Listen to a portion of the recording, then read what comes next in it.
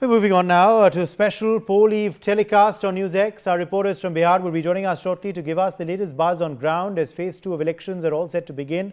24 seats up for grabs in the Seemanchal district in this phase. It's turning out to be a heated battle in this district in phase 2 of the Bihar elections. Let's tell you a bit more about this crucial Seemanchal district of Bihar and which the constituencies are in this area and how many seats are up for grabs in phase 2 of the Bihar Assembly election. So the battle for Seemanchal will be witnessed tomorrow, the 11th of November, in these 4 key districts of Bihar, in which 24 seats are up for grabs for all political players. The Araria district, the Kishanganj district, the Punia district and the Katihar district.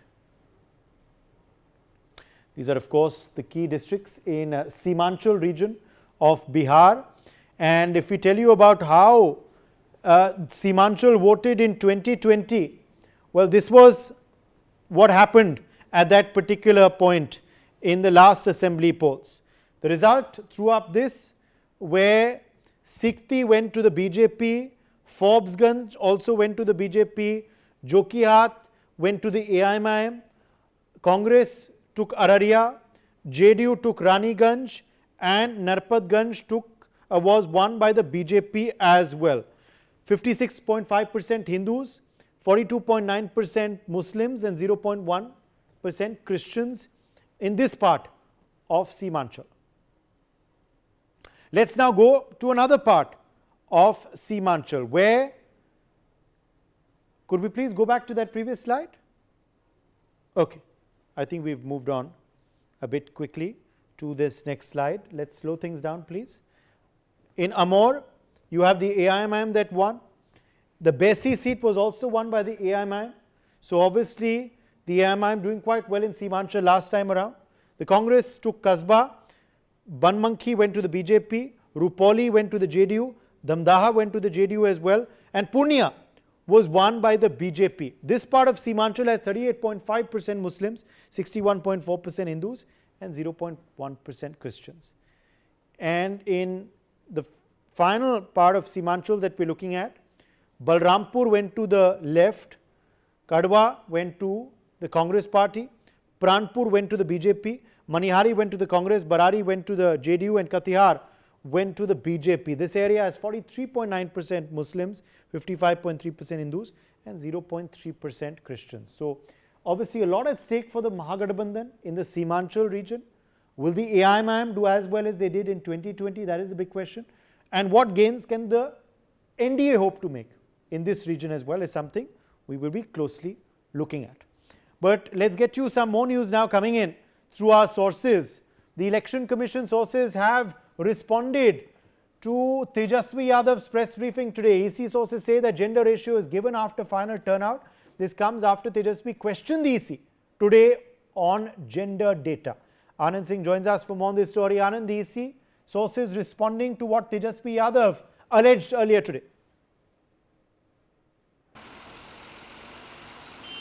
Yeah, they look, Tejashwi Yadav today, along with his sister Misha Bharti and several of the senior party leaders, he addressed the press conference here in Patna, and he clearly mentioned that how the Election Commission, despite the 4 days have passed since the first phase of polling, where historic voting was recorded of about 64.66%. So clearly the Election Commission, after 4 days, they have not shared the data gender-wise that how many women and men have voted in the first phase of polls. So clearly the Election Commission has now responded to charges saying that these data are shared only after the complete polling is conducted in the state. So clearly the Election Commission will be sharing this data after the completion of the second phase of polling that is scheduled tomorrow on 122 seats. So clearly the Election Commission has now cleared the air in regard to the questions that were raised by Tejashwi Yadav, who is also the chief ministerial face of the Mahagathbandhan in Bihar.